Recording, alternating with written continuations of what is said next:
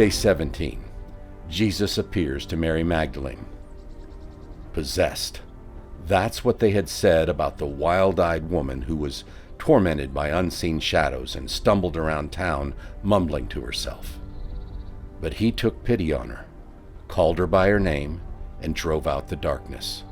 From that day on, she never left his side.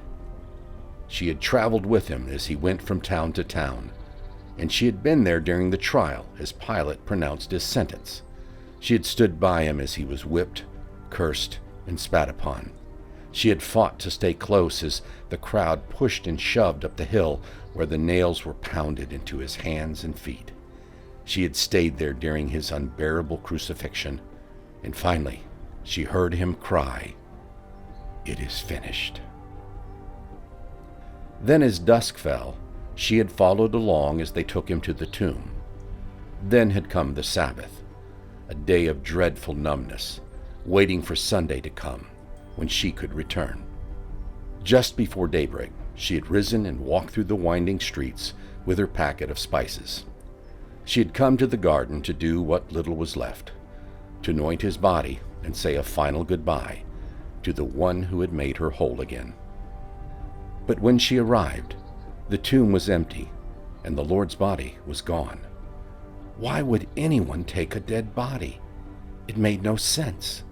She sunk to the ground and wept, finally letting down the brave front she had kept up. As the sobs took her, she thought back to the time he had gone with her into her shadows.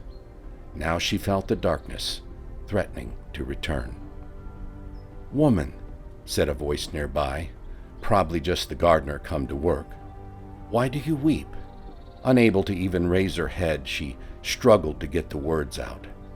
"They have taken my Lord away, and I don't know where they have put him." Then desperation gave her the courage to add, "Sir, if you have carried him away, tell me where you have put him."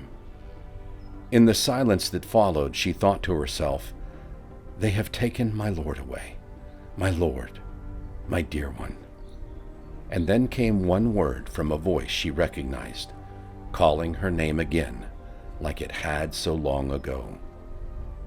Mary.